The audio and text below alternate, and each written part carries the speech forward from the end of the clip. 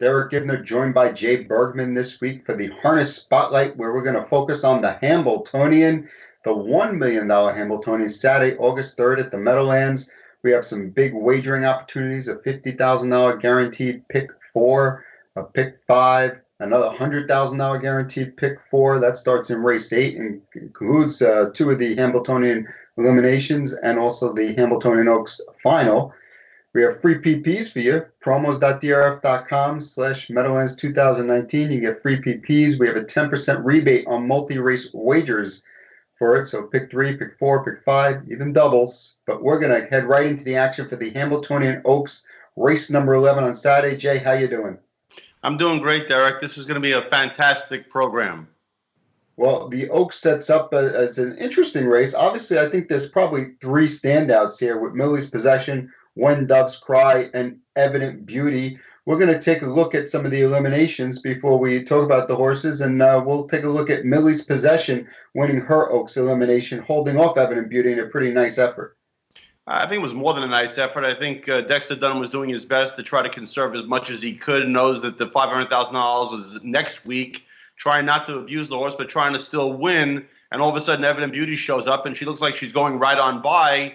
And you see Dunn get to work on Millie's Possession, and Millie's Possession just says, okay, there's another horse here. I have to keep going, and she does. Impressive. It's one of those things that it's a trait you can't teach. You can't teach heart, and Millie's Possession seems to have that heart. She has the heart. You know, the question always when you get to this point is everybody's been prepping. I mean, this race came about in the first week of August, but people have been prepping for 3 months for this race. So we're going to see who the real horses are this week.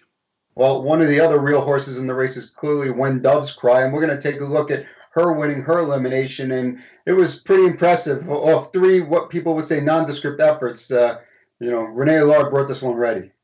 I think it's a testament to their skill as far as getting horses ready. But, we've seen the Swedes do this every year. They just basically prep, and then when they're here and they're ready to go. And you could see she looks like she's just ready to start the race at the end. Anything to the fact that she's drifting out a little bit in the stretch? I think it adds a little suspense to people's, concerns. But I think the fact that she's coming home as fast as she can possibly go indicates that she's ready for this race. Well, let's start with this. Is this a 3-horse race between Millie's Possession, Evident Beauty, and When Doves Cry?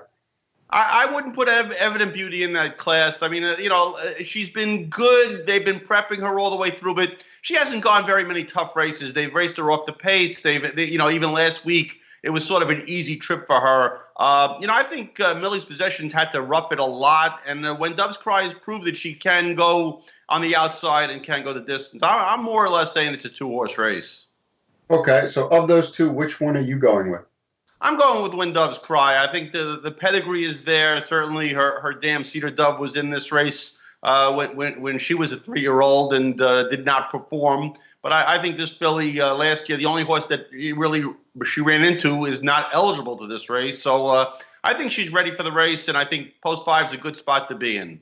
I actually went the other way. I went with Millie's Possession. I just feel like she's the type of horse that she's going to go as fast as she needs to go. She's not going to be super flashy winning, and I think whether she's following When Doves Cry or not, I think she can just outgut her in the stretch. And maybe I'm wrong, but from what I've seen, she's won everything, so I can't really go wrong with that. Just looking at the race in general, is there a long shot in here you think that can get into it? I'm kind of partial to number 7, Asiago, because of the early speed. I think other than the break, the race has been okay, good enough to get her into the race, and maybe she steps up for Engblom, who's obviously comes from the Tactor barn, and Tactor's been known to have them ready in the right spots. I see that, but I also see Southwind Casher from the inside, and she was blistering out of the gate in her first Meadowlands start. I mean, and now she has the rail, certainly $500,000 race. You want to be near the front end. Scott Zeron was in this position last year, at least in the Hamiltonian, and showed no problem blasting out of the gate with race winner Atlanta. So I think she's going to be very, very prominent in the race and not going to want to be worse than first or second at any point in time. So I think she's going to be a player. We're going to move on to the Hamiltonian Eliminations. The first one is race number 8 on the card. They're going For $70,000 in this first elimination, field of 8, we have the undefeated Chimpanzee, who is the morning line favorite here at 2-1. But I'm not so sure everyone is sold on whether Chimpanzee is, the type of horse that's going to just demolish these. Well, obviously, the problem with Chimpanzee is that he's basically stayed away for the most part. Last year, New York Star Stakes. This year, New York Star Stakes did win the Breeders' Crown, which is nothing to take away from him. And it's incredible an undefeated horse has to be defended for some reason. But I think the fact that the horse has done things easily would indicate to me that he can make the step up. There's one thing about him, is no doubt, he seems to be a very handy horse that you could do whatever you want. He doesn't seem to be a horse that's fazed by anything on the track. Well, I think there's two things working in his favor, at least in the first heat, and that's that as you stated, and Brian Sears is the other situation here. I mean, unlike Green Shoe, where horses are going to be worried about where he's at, I think in this race, I think a lot of guys are going to want to see what they can make Chimpanzee have to do in order to succeed. But I still think there's enough speed and power here, and this appears to be the weaker of the two divisions. His uncoupled stablemate is the 8 Green Manalishi S. And, I mean, what do we make of this guy? I mean, we thought coming into this year he could be the real deal. And, he's shown flashes of being okay. But his gait hasn't looked right. He just hasn't been perfect yet this year. I think they're still experimenting to some degree, and I think it's a tough situation. I spoke with Marcus Melander earlier this week, and he's trying to defend the horse, he's trying to build the horse up, but I didn't sense there's that incredible confidence in this horse that there was, as you said, last year. The horse I ended up settling on in this race is the 4 Soul Strong. I just feel like here's a horse that's going to be completely overlooked, has been every bit as fast as any of the others in this race. Dexter Dunn certainly gets along with him really well. He's been versatile on the lead, off the pace. I just don't see anything not to like about him. And the fact that he chose off the 1 Can't Have Fashion, kind of keys you in that maybe Dexter likes his horse. I think he has good reason to like the horse. I mean, if you watch his last race, he comes first over to Marseille, and I wasn't really that sure whether Dexter wanted to go by Marseille. I mean, they're the same stable, and Aki Svanstedt did put him up on the horse. So was he really trying that hard, especially in a race that didn't have as much, on the line as a race this Saturday afternoon? So I kind of agree that there's a horse coming into this race really, really ready. Also, his last race was off a 3-week layoff. Svanstedt is another guy that's basically good at peaking at the right time. Swandre, the Giant, number 3, added Lasix, has all of a sudden gotten a lot better pretty quickly. Now, no Lasix here. What do you make of that? He added Lasix at the same time they were dropping shoes. That night that he won the Dancer, everybody was taking off their shoes that day, and I think he was among the group. So, that might have been as significant change as the Lasix was. I think he's coming into the race in very good shape. And like I said, I think he's lucky enough to draw into what appears to be the weaker division. I mean, I really would not be surprised if this division goes 2 seconds slower than the other division. Mr. Victor Starck, Summoning Sight, do you consider any of these to be contenders in the field? Maybe to make it into the final, yes. To actually play, no. Who's your top pick in here? My top pick is Chimpanzee. I really feel that they've done a very good job planning things out for him, and I cannot believe that we're in a world where you're undefeated and you have to defend yourself. Mm-hmm. Well, he certainly will either go out there and prove himself or he won't. 12 for 12. I think Dewey, Cheatham, and Howe was the only one to go undefeated through the Hamiltonian. Maybe he'll join him. We're going to move on to race number 9. It's the second Hamiltonian elimination, and this one possesses what most people will probably consider the best horse around, and that's number 5, Green Shoe. We're going to take a look at him winning his last time out in the Stanley Dancer. It was a pretty powerful effort. I think Sears tapped him with the whip once or twice, and he said bye. There's nothing like watching a horse of this caliber in motion, but I think what's even more impressive as you get to the wire is just how still Brian Sears is sitting in the bike. I mean, this looks like he's out for a jog, absolutely out for a jog, no movement whatsoever, and the horse appears just as fresh as could be at the wire. This is an incredible horse.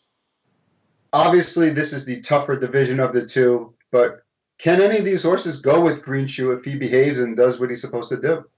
There's the if part there. You threw it in, and obviously someone has to throw it in. And I guess we've all forgotten a year ago and what it was like for Green Shoe on Hamiltonian Day when he made a break at the start in the Peter Houghton. And certainly, the only question you have is looking back 5 years when his sire, Father Patrick, was the favorite also in the Hamiltonian, and he just happened to make a break in stride. So I don't think if. Well, let's just hope there are no ifs. But, if there are no ifs, he's the best horse. Well, if someone could beat him, who do you think is the number one contender? Is it Don't Let Him off a pretty powerful 50 and change win, though he did, have a couple of maybe a little step there at the half that looked like he might lose him for a second. Driver.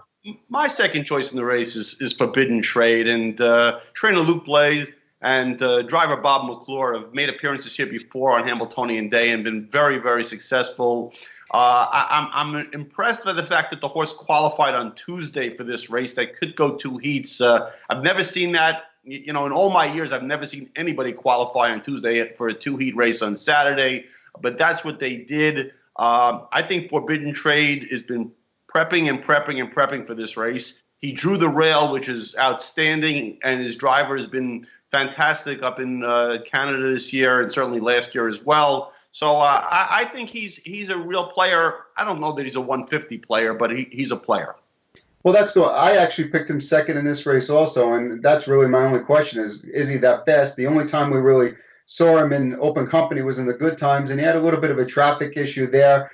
Pilot Discretion's the horse that beat him. He's in this field too. What do you make of Pilot Discretion, or can Martial, or whatever you call the name of the horse, can he do it again on the lead? Can he, try to at least take him as far as he can go?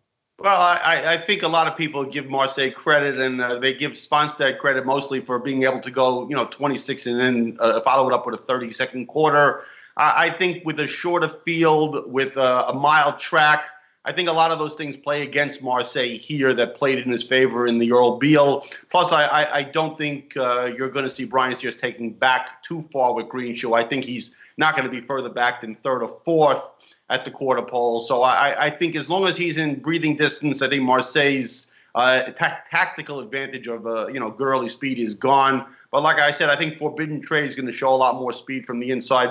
Pilot Discretion, a little disappointed in his last start. He followed good cover and really didn't fire that well. So it's a question whether he's sort of flattened out from his early season presence up in Canada. Safe to say we're both on Green Shoe in this race. I'm picking him to win the Hamiltonian final, though who knows what's going to happen in 2 heats. Is he your pick to win it all at this point? Yes, and I'm not really concerned about the 2 heats. I think the Melander's done a fantastic job getting these horses prepped. This is not an issue of stamina. They're ready to go 2 heats. I really don't believe the first heats of these 2 are going to be that fast. 8 horses only in the fields, and certainly the top 5 make the final. So how many risky moves are people going to make in that first heat? Or really high speed moves? I kind of think that'll play to Green Shoe's advantage for a second heat. Huge 16 race card, starts at noon. We'll have all the action live on DRF Harness Live. Anything else on the card that stick out for you that you wanted to mention? Well, in the John Cashman Memorial, I think 6-pack may be ready sitting on a very, very big mile. He drew the outside, which I kind of like because it does help you with a post position situation. And I just think he had a second tier in a 1.125 race in his last start, got run into a little bit in the early stretch. He wasn't going to win the race, but he certainly was going to be a player there. Before that, some huge efforts. He's a sub 150 horse, and I think under the right conditions on Saturday in a mile, I think he'll be going sub 150 in the Cashman. Well, Jay, thank you for joining me and discussing a little bit of a Hamble Day card. It's going to be a great day of action.